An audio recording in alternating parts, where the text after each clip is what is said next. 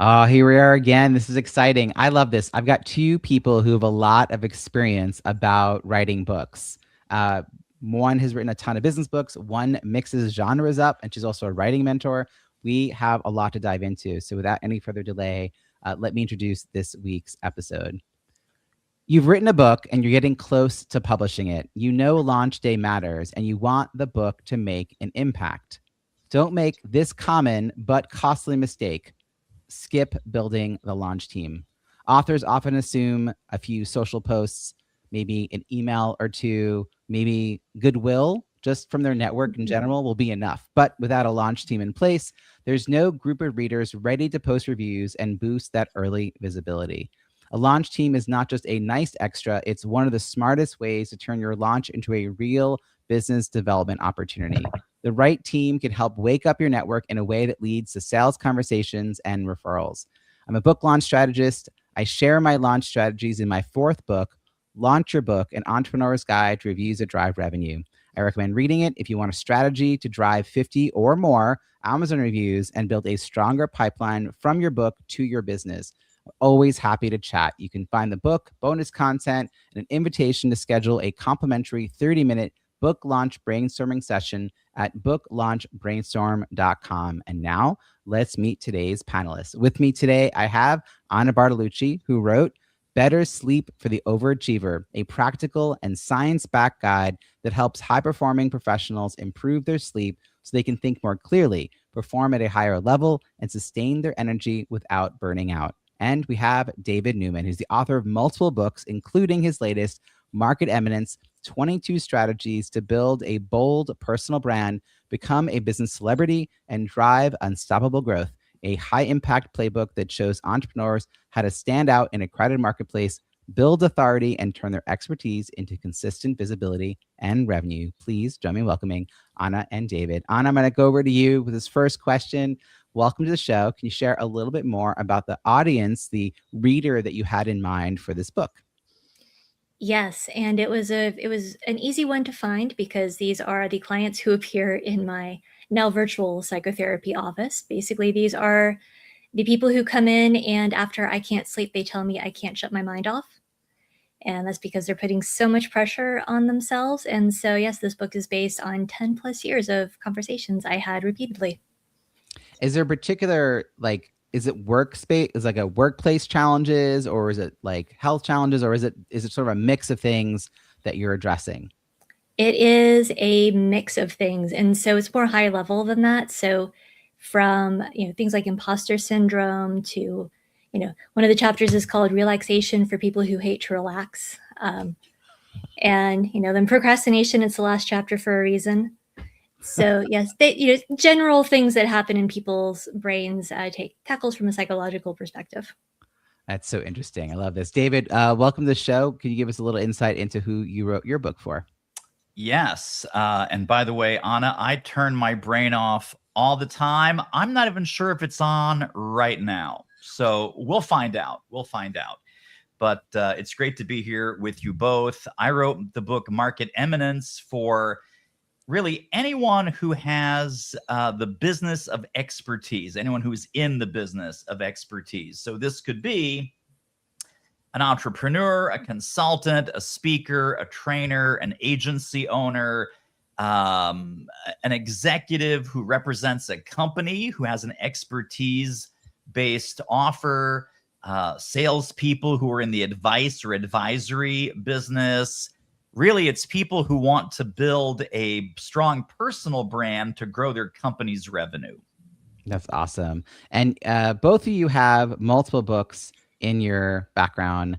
I want to ask you both to take a moment and think back to that first book, what it felt like, and like think to then how you feel about being an author today. And Anna, I just want to come to you. You give us some sense of how many books you've got because you write on different genres. But like doing it the first time, you don't know anything and like at all. You don't even know what you don't know. But clearly things have changed for you. So could you share a little bit about that journey? Sure. Apparently, according to my mother, I've been writing since I was 2. And, it took me a little while to break in. I got my first book contract in 2013 with my first urban fantasy novel, which was at that time called Wolfspade Manor. Now it's published under The Wolf's Shadow. It was traditionally published. And yes, it was so exciting. You know, you hear people talk about getting the call from the publisher. Well, in my case, it was an email because it was 2013. But yes, it felt like the whole world had just broken open and I was going to be an instant bestseller. And, you know, of course, I wasn't. But it was still a fun process. And then I had, at this point, I've published 17 novels, 4 novellas, and 2 nonfiction. And the first nonfiction was also traditionally published. That's The Business Basics for Private Practice with Rutledge Taylor and Francis. That was slightly less exciting, but I did get an advance, which was pretty cool. And, you know, it's just every book is different. Every book has its own challenges. And of course, the publishing world changes, it seems like every week, if not every day. And so, you know, being an author is also basically like being a gymnast. You have to be able to pivot and contort and do all kinds of interesting things. Yeah, to meet the moment. Because I mean, everything is escalating the level of change, and then AI came in, and everything it just keeps going. David, I think your first book also was 2013. Is that right? It was. I was gonna just half jokingly, after Anna just said she has 17 books, just stand up and leave the interview. It's like I'm out. I'm done. So this is my 4th book. And Robbie, you are exactly correct. The first book was titled Do It Marketing, and it came out in 2013. Also traditionally published. And the fun story with that is, so I did everything backwards. Everything in my business, I did backwards. A lot of people start with self-publishing. There's no gatekeeper. It's easy, whatever. My first 2 books were traditionally published. The way I got the publishing contract is by asking a friend who I knew and liked, and more importantly, they knew and liked me, if they enjoyed working with their literary agent. And they said, yes, would you like me to introduce you? And I said, yes, I would like you to introduce me. So I was introduced to my friend's literary agent, who had sold a lot of big business books to the New York publishers, went through 5 drafts of my proposal. He then turned around, once he was happy with the 5th draft of the proposal, he sold it to the publisher in less than a week. So clearly he knew what he was doing, even though I did not. And it was a very, very exciting time. I'm going to back up what Anna said, that really like the whole world opens up and you're like, this is going to be amazing. I didn't necessarily think that it was going to be a bestseller, but I knew that I was at least on the scoreboard. Did it turn out the way you expected, David? It turned out to be much harder. Much harder than I thought. Not the writing of the book, but the marketing of the book. Now, I knew this. I was anticipating this. And at that time, before, Robbie, you had this amazing business going, I did it the traditional way that you did it in 2013, which is through partners, right? Joint ventures, people who are willing to email their list. Hey, David Newman has a new book. You should read it. You should get it. And, authors promoting other authors. And that worked because, it was 2013. That has since stopped working because everyone's been doing it. And there have been thousands and thousands of, hey, buy my friend's book campaigns. And I think that, that ship has left the port. But at that time, it worked. And today, the book is, I think it has like 400 plus reviews, but that took 13 years to get to 400 plus reviews. And I'm sure we'll talk more about reviews here in a moment. We certainly will. I'm actually, since I have 2 people who have experienced, both of you have a couple of books that are traditionally published, and you both have self-published or worked through hybrid publishers or some mix. I think when people think they're going to get a traditional publisher, like 2013, that probably was the viable pathway. It was like the thing to do. Obviously, the whole self-publishing and hybrid publishing path has blown up. There's so many options now. I think people aim for traditional publishing without having the backing to get very far in that path, and they're so disappointed. And if they do get chosen, they have that moment of like the golden ticket. but then they're told they have all this work to do to market their book. So Anna, what would you say today to someone who has got a book? Like, how do they make that sort of decision? Like, what's the rubric that you would consider for whether one of your books should go the traditional route today versus, the other options that are out there? Well, that's a really interesting question, because I have had clients who have done both. And it really depends on what their goals are, both for their business and for their books. But the first thing I tell them to look at is, okay, what are the other books in your genre, in your field? And are they mostly traditionally or independently published? And, that'll give you your jumping off point, because, that's what we were going for. What does the reader expect, and where does the reader expect to find your book? That's a really smart question. When you're choosing traditional, I think one of the things people want is their book to be everywhere. There are now some hybrid companies that I think have cracked the code on that, but I think it's so joyous when you have your hand on your book in the bookstore or at the airport bookstore. Have either of you had that moment of like walking in and finding your book on a shelf somewhere? Yes. Oh, I was going to say, yes. So at one of the psychology conferences I go to, my publisher for Business Basics is there regularly. And so, I always go to look to see if they have it.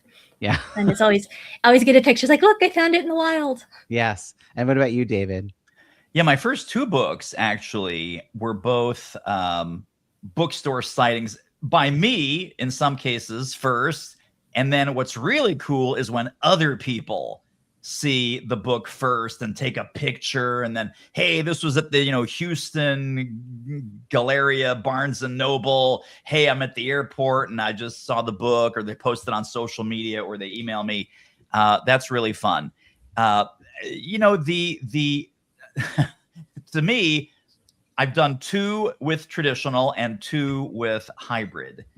I think 2026 and beyond, my honest opinion is you don't need a publisher anymore. You don't need a traditional publisher anymore. It used to be that for major media reviews, which no one really gives a crap about, because you have to have major media reviews for a traditionally published book, they won't look at a self-published book. Now everyone looks to Amazon for reviews. No one cares what the Boston Globe thinks about your book. And anyway, number 2 is foreign rights, so translation rights, which there's now some independent agencies that will market your book to all the foreign publishers. My first book, by the way, was translated into Arabic, both kinds of Chinese, Portuguese, Russian, and Thai. So that's fun. You can do that today. You can do that yourself today if you want to. And then the third thing is credibility, right? Just credibility, production values. It used to be 10, 15 years ago, self-published books looked cheap, looked flimsy, cheap cover, cheap paper. Today, both of my hybrid publisher books, they look better than some traditionally published books from Wiley, McGraw-Hill, all the big boys and girls. Yeah, I think you have to really know what you're looking for. And it's so hard as a first-time author. I remember my first book came out in 2017, so I'm lagging behind you all by a few years. And I was at a conference because I was there for an NSA, National Speakers Association conference.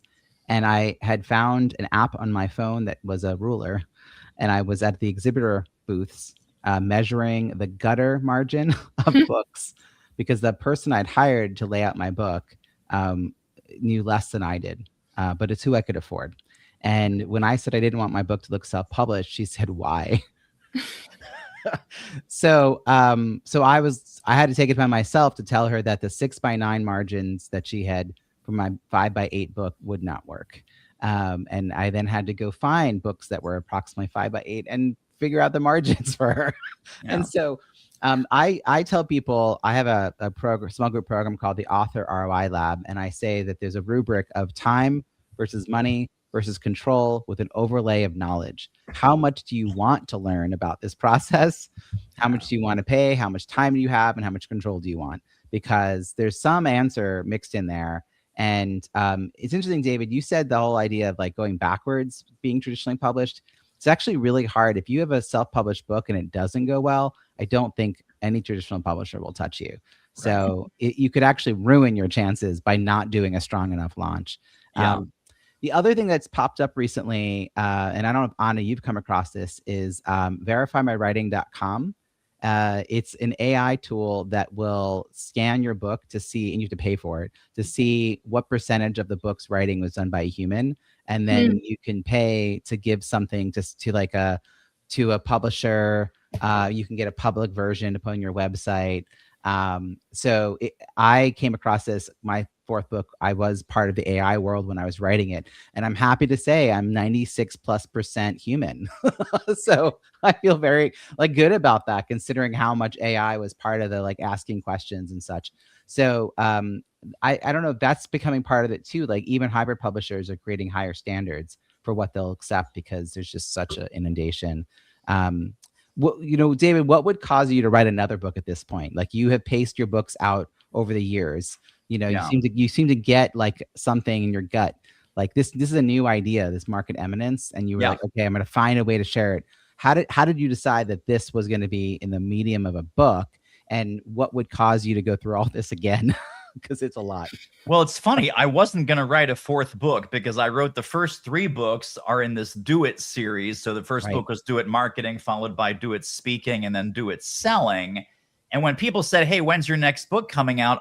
My stock answer was never.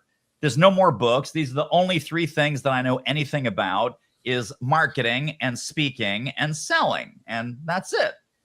And then, of course, this AI actually was part of the prompting for this, because now everyone is generating AI slop, right? And if everyone's a thought leader, then no one's a thought leader.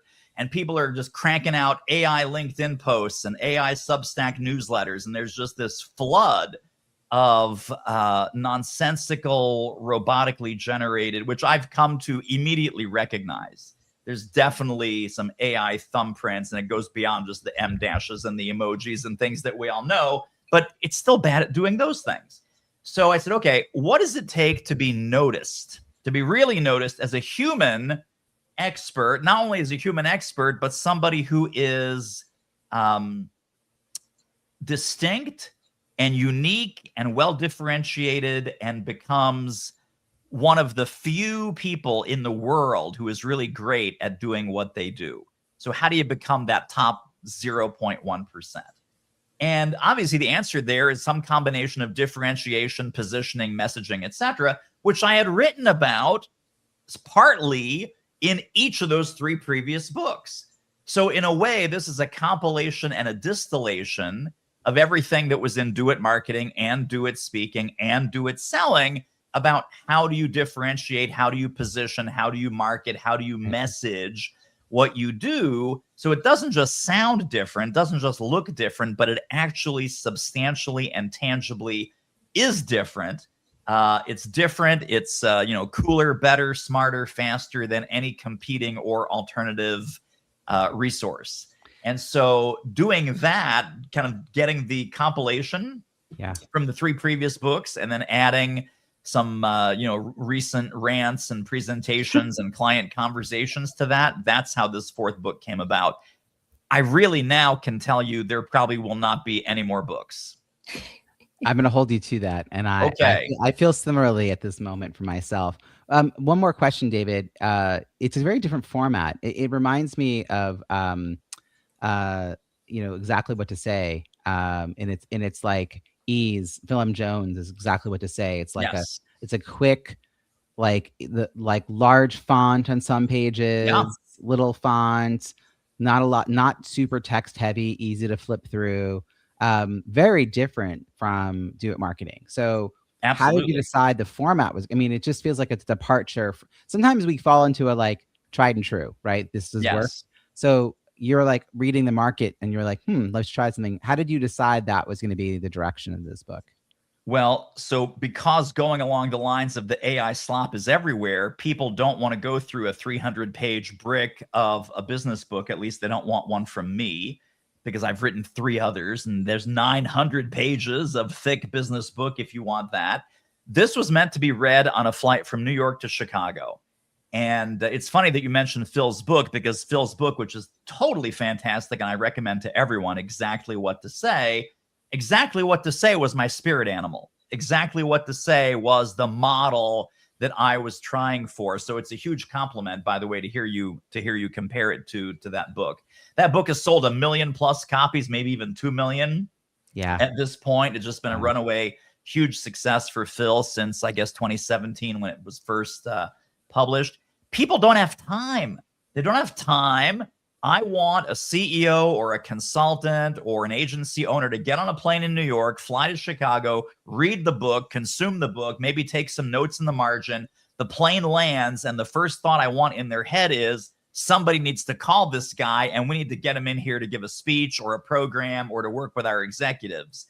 So I wanted the time between you reading the book, you finishing the book, and you calling me to be as compressed as humanly possible.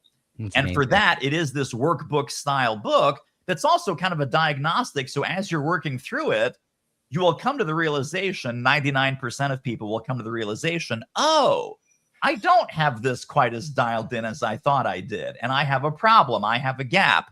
Much better them figuring that out than me telling them. Yeah, that's great. And Anna, for you, I'm going to ask about your fiction side of things in a moment, but for your nonfiction, were they similar to what David just described, set up to really help people understand the bigger problem and then see you as a solution? Like, were you writing them with the business angle? Not necessarily. The second one, Better Sleep for the Overachiever, that one came out in 2020.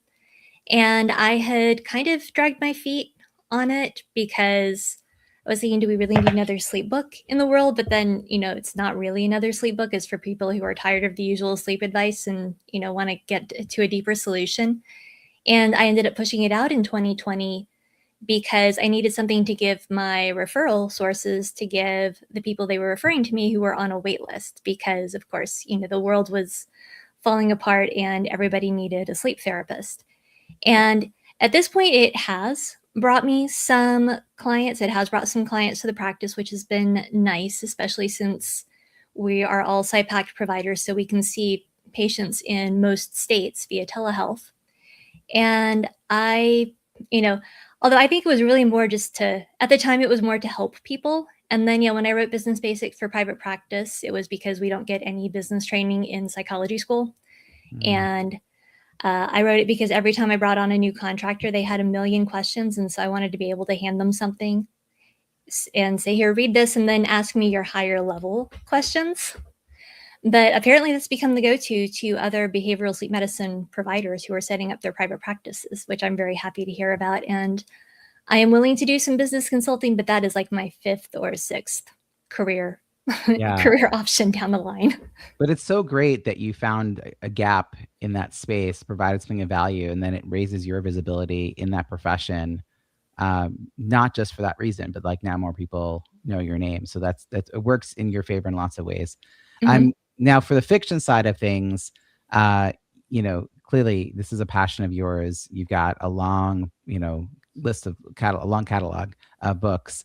Are you writing with a certain aim, 3 or 4 a year? Like, is there, I know some fiction writers, like the amount of writing they do is really incredible compared to us, every few years, maybe we'll put out a business book.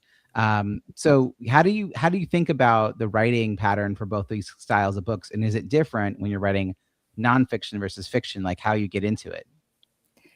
Yes. So writing nonfiction definitely takes longer for me. And that's because, you really have to make sure that what you're saying to people makes sense and makes sense for them. I am currently working on another nonfiction book, this one on the way I teach writing nonfiction, which is bringing in those myth and fairy tale elements and story to help make it more entertaining to write, but also hooks the reader on a different level.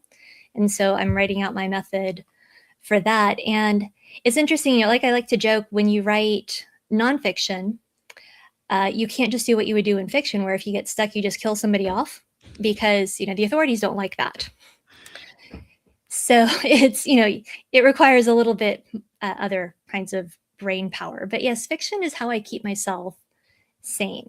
And it's, how I solve puzzles, and I get to create my own fantasy worlds. And sometimes my characters are more cooperative than my patients. Sometimes they are less. But, at least I can put them away. That's funny. Yeah. That's awesome. I think the more I meet people, the other person I'm thinking of in your world is Allie Pleiter. I don't know if you guys know each other. Allie wrote The Chunky Method, which is a nonfiction book about the writing process. And she also co-authored a book with Kathy Fayak, who's a publisher and a writing coach. And they worked together on a book, I believe. But Allie has I don't even know, like 70 plus books. And so David and I are both gonna excuse ourselves when we hear 70 plus books. So she has a lot of books, mostly fiction. And it's a hearing from her about how do you get in the headspace and how different it is. It actually makes me feel better hearing from you that writing nonfiction does take a different level of energy. Because it does feel that way. It feels like, I remember for my first book, I chased down the origin of some quote. It was a statistic saying like what percentage of people get a job through a referral, like through a friend, word of mouth. Like, 80% of people get a job word of mouth, whatever the quote was. And I kept hearing it was a LinkedIn stat. LinkedIn does not do stats. So it was like, turns out someone, random Joe, wrote a LinkedIn article where he had asked 20 people where they got a job. And he wrote the answer. And the answer was that 80% of them got a job. The end was 20. So 16 of them. Okay. Yeah. And that got quoted so much that I never stopped to investigate that until I was writing a book. And then I had to find the origin. I had to figure that out. David, I want to come back to you. You laid out a moment ago this path that you want people to go on from reading to working with you. I recently saw that success with my latest book, where when people you did this for me, like you say to someone, you should really work with Robbie. Here's his book. They flip through the book, they get on a call with me, and they already have their credit card out. Like, it's amazing. I'm like, oh, we can't swipe it through the screen. Let's do something else. But it's like that like, oh, I didn't realize I have this problem. I do have this problem. I now can fix it. Like, oh, wow. That's so helpful. Have you found that product market fit moment happening because of this book? Because it's been out here for a little while. Have you seen those conversations happening? So I have not, but my situation, I think, is a little bit different. I think it's really hard to trace back all the different touch points, right? So someone could have read any of the 4 books. They might follow me on LinkedIn. They might be an email subscriber. They might watch my YouTube videos. And I can't say, I wish I could, because then life would be easier. I say, okay, man, if I double down on YouTube, I will build that pipeline super fast. If I promote the book more, man, I will build that pipeline super fast. I have to ask, how did I come across your radar? How did you find me? Why are we having this conversation? And it's always some combination of, a friend of mine turned me on to you back in 2016. And then I bought your book. I subscribed to your podcast. I get your emails, but then I fell off your email list. But now I see you on LinkedIn, and then I listen to some of your video shorts, and I'm like, oh my God, okay, all right. It's like a 12-year gap. It's very tough to attribute where this person who's giving me money today, what was the tipping point that made them, come in. But I will tell you that the straight line, someone read this book, and immediately dropped a pile of money on my desk. That has not happened yet. It's always been this kind of circuitous compound effect where it's multiple touch points, probably over multiple months or years, that gets them to come in. One thing that you did differently with this launch is you did a reviews focused launch, and we worked together on that. Yes. We also created an offer for the launch team that you were like, this went well. I want to do this again with my wider audience. And we haven't really talked about what happened after all that. So, you talked earlier about how initially for your first book in 2013, it was all about these partner promotions. This was very different. This was very much your world, your network. Yeah. But the idea of creating an offer after, that is the direct line between the book and revenue. Oh, for sure. How did that change your calculus for what a book and a book launch could be? Yes. So working with you, Robbie, by the way, which I highly recommend to everyone watching and listening, highly, highly recommend. one of the things that you said as well, sometimes people make an offer. It's not your main thing. It's not your, multi-thousand, tens of thousands of dollars flagship program. But what does it look like if it's $100? What does it look like if it's $299? Just a little entry point where people who are passionate about the topic, they want to do better, they want to implement some of the ideas that you write about, they would like a little bit of a jump start personally led by you. So I came up with two different things based on your consultative advice about that. Thing number one was a $100 4-hour workshop. And I even mentioned when I made the offer at the launch party, I said, folks, I have never done anything for $25 an hour. So you're getting me for $25 an hour. So we had 27 people sign up for the $100 workshop. And then we had there was an upgrade, which included some more private one-on-one time with me, and that was $900. So there's a $100 offer. That was an easy yes. $900 offer for the folks that are more serious and want to go further and faster and more privately. I sold 6 of those. So the math is 6 times 900 is 5,400, 2,700 on top of that.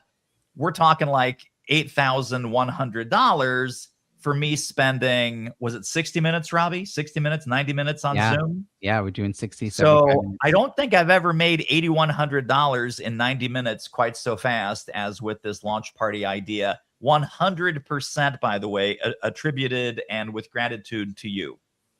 But it was a culmination of a whole launch. Like, I think if people hear this and they think, oh, I'm just going to host a party and people are going to show up and give me money, it doesn't quite work that. It's like you had an engaged audience. One of the things I've told people recently, and I've used David as an example, they ask me like what results they might expect. And I say, well, it largely depends on what you've done in the last 2, 3, 4, 5 years before this launch. Or they say, how can I best prepare myself for the launch? I said, it's how you show up for the next 2 years before the book comes out. Because if you are the type who has been sort of like, a recluse, no one knows you, you keep to yourself, you don't share, you're scarcity minded, people aren't going to show up for you. David, you clearly show up for other people. You're very engaged. You communicate to your list. It's not a dead list. These things all factor into the success rate of a launch. And you had incredible results. Your results as of today, 235 global ratings. That's the 1 through 5 stars, and 228 reviews. Remind us when your book was released. The Kindle version that you and I released first was in December of 2025. So what's that, 4 months ago? Yeah, I think it was November because you came in just in that's time. Right. That's right. Just in time for the December Kindle flash sale. So that's November, but by January you had these 200 plus reviews. Yeah. And then you published your paperback so that it was a current year paperback as a speaker. Right. Yeah. So, I mean, that's your mileage may vary. I always tell people like, I'm not guaranteeing those results, but those results are possible. Anna, I'd love to hear about your best, most effective marketing strategy, whether it's giving away the first copy to get people hooked into a series for the fiction, or whether it was a way that you partner with someone for the nonfiction. Like, how do you get your books into the hands of the people who want to be reading them?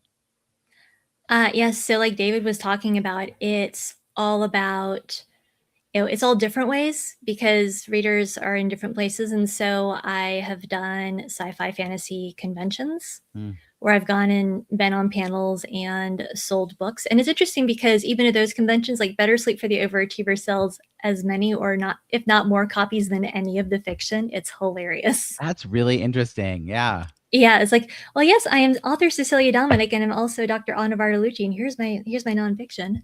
I haven't tried bringing the business book to conventions yet. And sorry for those who are listening who just thought you heard a cat. You heard a cat. He's part of all of my calls. And then, but yes, I've done the author newsletter swaps. I've done the paid newsletters. Like recently I got a BookBub featured deal, which is like the holy grail of fiction marketing. And that's also, helped a lot. So it's kind of like, you have to build this incremental thing where it's like you want to get that first book into people's hands so that they'll read the entire series. I have also done the, giveaway the prequel novella or the prequel short story to get people into the series. And so, at this point, I can't really say that any one thing has been the magic bullet. It's all just been very cumulative. And then as for the nonfiction, it's just basically word of mouth, and occasionally doing these promo things like with your Kindle flash sales. Well, let's talk about the Kindle flash sale and how that fits into the marketing of a nonfiction book for you, Anna. You've now done this a couple times. I've lost track. Why is this the right fit for the book you're doing? How has it turned out for you? Like, what did you think it was going to be? What did it turn out to be? What are your thoughts on the Kindle flash sale? Well, one thing I definitely need to do that I did not do the last time is to check my categories, because Amazon likes to shuffle them up a little bit. And so, yeah, I need to go back and redo those this week before the big sale hits. And I think the main thing that came out of it the last time was more reviews. Of course, getting a bunch of 99-cent sales, sure, they add up, but you need to have a lot of them to really move the needle on income. But it also, I believe, puts me in the back of people's minds, because, yeah, let's say a lot of people have trouble sleeping. Insomnia has a point prevalence of like 10-11%. So, and I live in Atlanta. So in a city this size with, 6-7 million people, that's like 600 to 700,000 people on any given night are having trouble sleeping or taking medication to sleep. And so I'm hoping that people will say, oh, well, this doesn't really have anything to do with, business or anything, but, I picked up this book during the sale, and, check out this chick and her practice. And, you never know where people are going to come from. Also, it's going to be interesting to see what happens with AI referrals. You guys were talking about AI. Like, recently we did get our first couple of referrals with people asking ChatGPT, where do I find a good insomnia doctor? And somehow it recommended me. So, it's, like we said, everything is always changing. And, if I could touch back on the AI conversation, I actually wrote a little rant. And yes, David, I love a good, useful rant. They can be very inspiring and useful.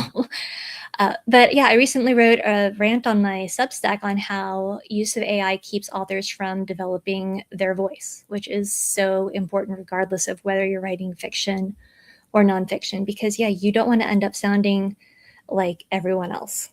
Yeah. Oh, yeah. It's like gray instead of like color. Yeah, everything sort of fades. It's not good. That's why I'm not kidding when I tell you that I ran my book through that verifymywriting.com, and I was really curious. I will say one other thing that happened when I was writing my book. I have my writing style, my human writing style is a marketing writing, because that's the language that I was taught as an entrepreneur. And I actually used AI to check my writing for telltale signs of AI writing. And I learned that groups of three, the rule of three, like this, and that. It's like another one of those things, like too many. And I had a habit of doing it. I love me an em dash or a hyphen. I didn't always write it correctly, but I always use them. So it actually has improved my writing, and it helped me find places where I needed more of an emotional arc in a nonfiction book. So I think the partnership was great. The getting the way to sort of think about it, but it really has to be you and your voice, because we don't want to just read a bunch of like boring books. They won't sell. I agree. And that was, sorry, and I was also going to say that's one reason why I teach nonfiction authors to write with sort of fiction arcs, because it really does connect on that emotional level. And of course, being a psychologist helps with that. But yes, I'm with you. You will pry my M dashes from my cold, dead hands. I love me an M dash. Yes. I do think that I've learned to write more thoughtfully about them, tailor my work sometimes, because I think people see it and immediately assume certain things. But yeah, I think an M dash has its place. David, you are a very successful entrepreneur, successful speaker, 4th book. You're joining us in the Kindle Flash Sale for the 2nd time since this 4th book came out. You knew me a little bit because we had worked together on the launch. You said, okay, let's keep this momentum going. But here you are a few months later. Like, what did you think this was all going to be? What did it turn out to be? Why are you back? Like, I just want to hear your sense of the Kindle Flash Sale because you have a real marketing sense. You have a marketing eye. Yeah. You can see something for what it is and what it might not be.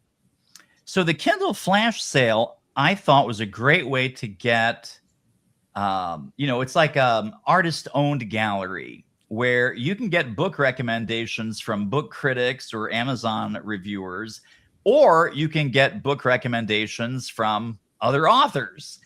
And one of the things that I did that I think you also are now recommending to your other Kindle flash sale folks is, rather than just say, hey, look at these 50 books, they're amazing, or 40 books or whatever it is. I'm going to cherry pick books that I feel my audience specifically is going to resonate with. Now, I'm going to promote everybody in the sale, but I'm going to send a couple of emails saying, hey, there's 50 great books, 30 great books, whatever the number is. And the ones that I personally recommend. So if you enjoy David Newman, if you enjoy Market Eminence, if you enjoy my work, you are going to love book 1, book 2, book 3, book 4, book 5. Then I'll send a different email, maybe a day or two later.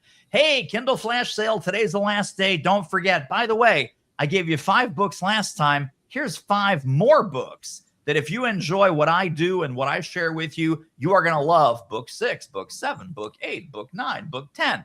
So I'm driving people, and we had all kinds of crazy ones. By crazy, I mean things that I would not necessarily pick up. We had a golf book. We had a football book. We had, all kinds of books about all kinds of different topics, some of which I bought and enjoyed and reviewed, but they weren't really in line with my audience. The 10 books that I picked out, I cannot tell you how many thank yous I got. I got thank yous from my audience for pointing out someone else's book. Yeah. It doesn't get better than that. It really doesn't get better than that. Now, selfishly, that's the altruistic answer. The selfish answer is it was also a fantastic networking opportunity. And Robbie, you have this figured out, of course, because networking is another one of your superpowers, another one of your areas of expertise. But I got a handful of amazing guests for my podcast. I appeared as a guest on a handful of fantastic podcasts that I would have never come across, never even known about if it wasn't for, hey, we're in the Kindle flash sale together. I read your book. I love your stuff. I went to your website. I agree with your videos. You're amazing. Can I invite you on my show? Yes, great. Do you want to invite me on your show? Yes, wonderful. So networking, cross-promotion, relationships, and creating more media collaboratively with other smart cookies who are in alignment with our expertise. You also did something really cool with AI. You were playing with Sora, I think it is. Yes. And it was really new, and none of us knew anything about it. And, people pay a lot of money for those billboards in Times Square. Yes, they do. No reason to ever again. Right. No one will believe you that it is a real picture. So I did create some really fun things with other people's books. Like you said, we want you to do this all again. Yes. So AI generated short video clips, 10 seconds, promote the flash sale. And I did this with everybody. I did this with Don Rickles. I did this with John F. Kennedy. I did this with, Walter Matthau. I did this with, all these different comedians and celebrities from every imaginable era. I'm old, so if you don't know who Don Rickles is, kids, you can look him up on Wikipedia. But so I think part of this is also getting in the spirit of fun, because this is fun. I mean, here's the difference. An author can pitch their book all day long. Yet people don't like being pitched, but they love going shopping. If I give you 50 different books, 30 different books, and you're like, ooh, that sounds good. That's 99 cents. Yes, it's like you're bargain hunting or you're treasure hunting on a curated list that somebody that you trust has recommended that you check out. I can't see how you can, to me, that's a triple win. So I win by bringing that to my audience, right? I'm now the curator in chief. The other authors win because they then get audience and book sales that they would not have already gotten. And of course, the reader benefits because they have all these amazing books on their Kindle that they can read and enjoy and improve their lives or businesses with. Yeah, it's been the author response for the people who join. You all have risen like far beyond my expectations around how you're all gonna collaborate and help each other cross promote. It's been so fun, and like you're right, the fun piece of this, because marketing has like a, oh, I got to keep talking about this, and here it's like, oh, I can talk about other people's books, and then it just like revives the energy around it. I'm so excited that you're both part of this again. For folks who want to know more about Kindle Flash Sales, you can go to kindleflashsale.com, and either you'll happen upon a live campaign, which happens for 4 days, 3 times a year, or you're going to learn about how you can sign up for the next one or join the wait list. So go to kindleflashsale.com. Speaking of ways to stay connected, Anna, how can people find you and follow your work? Thank you. Yes, you can find me and all about my writing mentoring, as well as both my fiction and nonfiction books at psychupacademy.com.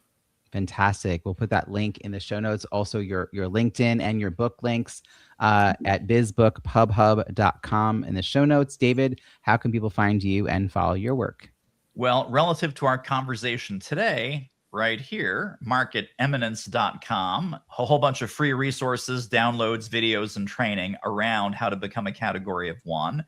And my main website, that's all the books, all the crazy stuff that I do, is simply doitmarketing.com. Fantastic. Again, all those links in the show notes at bizbookpubhub.com. You'll also find the show notes for over 500 episodes.